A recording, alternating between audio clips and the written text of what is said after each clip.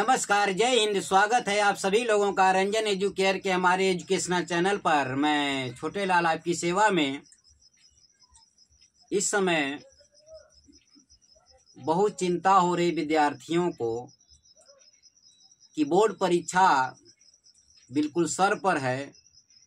क्या करें सर जी, पढ़ रहे हैं, याद ही नहीं आ रहा है, भूल जा रहे हैं, कैसे पास होंगे।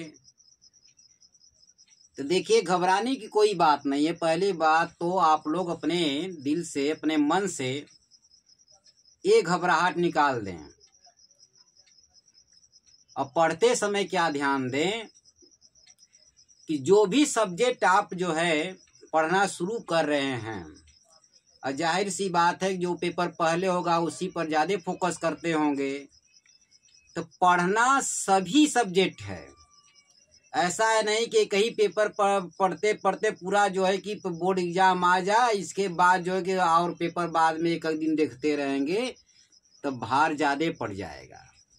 ध्यान आपको ये देना है कि आप जो भी टाइम टेबल बनाए हैं पढ़ने का, तो सभी सब्जेक्ट पढ़ें। और बीच में से जैसे जो भी आपकी बुक है, यदि आपने क्लास किया है, आप कॉलेज गए हैं, क्लास किए हैं और नोट बनाए हैं, तो नोट बनाए हैं तो आपको कोई भी बुक पढ़ने की, कोई भी गाइड, कोई भी साल पढ़ने की कोई ज़रूरत नहीं है। वो आपका नोटबुक ही सब कुछ है। आप जब उस नोटबुक को, अपनी कॉपी को पढ़ेंगे तो क्लास में जो भी बातें आपको पढ़ाते वक्त बताई गई हैं, समझाई गई हैं, वो आपके सम्मुख एकदम याद आ जाएंगी कि हाँ, सर ने पढ़ाते वक्त ऐसे ही बताया था। आप अपनी भाषा में, अपने लैंग्वेज में उस बात को परीक्षा में लिख दें, अच्छा उसका नंबर भी मिलेगा। अब दिक्कत वहाँ आती है जबकि आप क्लास ही नहीं करे हैं, या क्लास करे भी हैं तो सर जी जो ऐसे बोर्ड की तरफ घूमे कुछ लिखने बताने के लिए, तो आप लोग क्या किए कि खिड़की से बाहर देखने लगे, ही शुरू कर दिए। तो ऐसी स्थिति में क्या कहा गया, क्या समझाया गया, क्या बताया गया, कंसंट्रेशन उसका टूट जाता है, ध्यान जो है टूट जाता है, समझ में नहीं आता है क्या पढ़ाया गया, क्योंकि आप ध्यान से पढ़ाते वक्त उस बात पर ध्यान नहीं दिए जो चीज़ आपको बताई जा रही थी।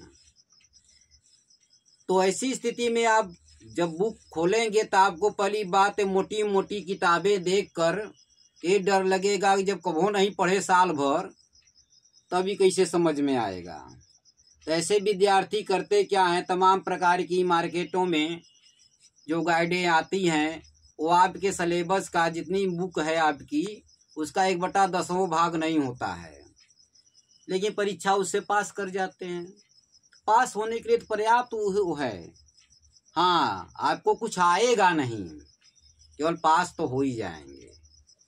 लेकिन आप अच्छे अंक से पास होना चाहते हैं, आगे कोई एंट्रेंस भी देना चाहते हैं कि अच्छे कॉलेजेज में कहीं हमारा एडमिशन भी हो जाए, तो ऐसी स्थिति में जो है कि आप यदि क्लास किए हैं तो क्लास का अपना नोटबुक पढ़ें, आपका पूरा परफेक्ट 100% काम हो जाएगा।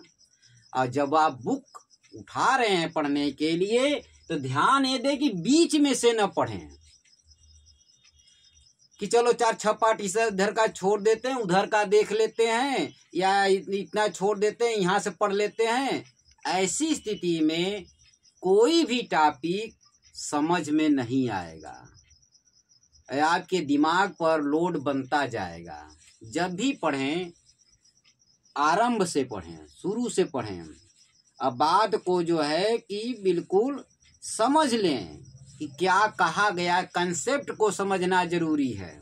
जब आप कंसेप्ट समझ जाएंगे कि बात क्या, किस संदर्भ में क्या कही जा रही है, तो उस बात को आप अपनी लैंग्वेज में आराम से लिख सकते हैं। यही देखा जाता है काफ़ी जाते समय कि विद्यार्थी ने अपनी लैंग्वेज का प्रयोग किया है, क्लास किया है कि नहीं किया है, यही देखा जाता है। आप गाइड से लिखे हैं, कहीं कहाँ से लिखे हैं, ये जांचने वाला जान जाता है, देखते मान पता चल जाता है कि हाँ कहाँ से लिखा गया है। यदि आप अपनी शैली का प्रयोग किए हैं तो अंक आपको अच्छे मिलेंगे, मार्क्स अच्छे मिलेंगे। तो बीच में से न पढ़ें और ये न सोचें कि चलो रात को 7 बजे 8 बजे शुरू करेंगे, अब 12-1 बजे रात तक पढ़ेंगे। नहीं, ये गलत है। सुबह पर जब आप उठेंगे तो दिमाग पर लोड हो, सर दर्द होगा, नींद लगती रहेगी। बहुत करें तो 10 बजे के बाद न पढ़ें, आराम से चैन से इसके बाद खा पी कर सो जाएं, फिर सुबह में उठें जल्दी, इसके बाद जो है तब पढ़ना प्रारंभ करें। बहुत ज़्यादा रात में बहुत देर तक पढ़ने की कोई ज़रूरत नहीं है। तीसरी बात जो बहुत ध्यान देने योग्य ये है कि पढ़ते समय मोबाइल का प्रयोग न करें कि बगल में मोबाइल रखने तो एक ठो फोन आ गया, एक को ये चीज़ आ गई, वो चीज़ है, मैसेज आ गया, होम मैसेज आ गया। तो ऐसे में जब वहाँ से ध्यान भग्न होगा तो मुश्किल से 15-20 मिनट बाद आप जो है मोबाइल लेकर उठ जाएंगे। ये आदत भी है कि 24 घंटा मोबाइल हाथ में रहना चाहिए, तो ऐसी स्थिति जो है कि बेकार कर देगी। जहाँ तक हो सके मोबाइल के यूज से बचें।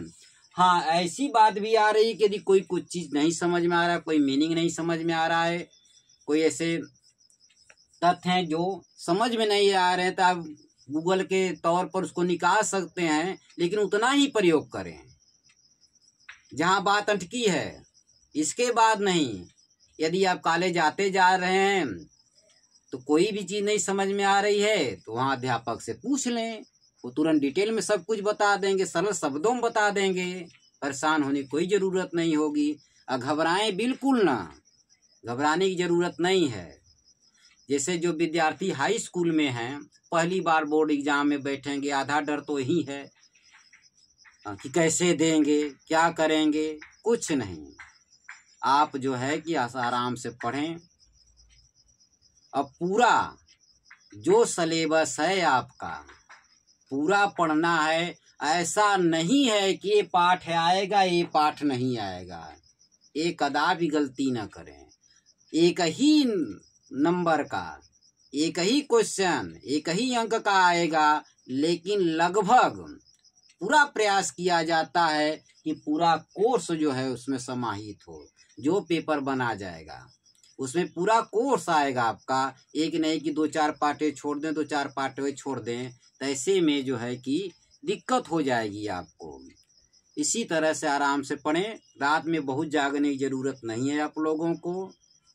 बहुत करें 10 बजे तक पढ़ें, फिर सुबह जल्दी उठने का प्रयास करें।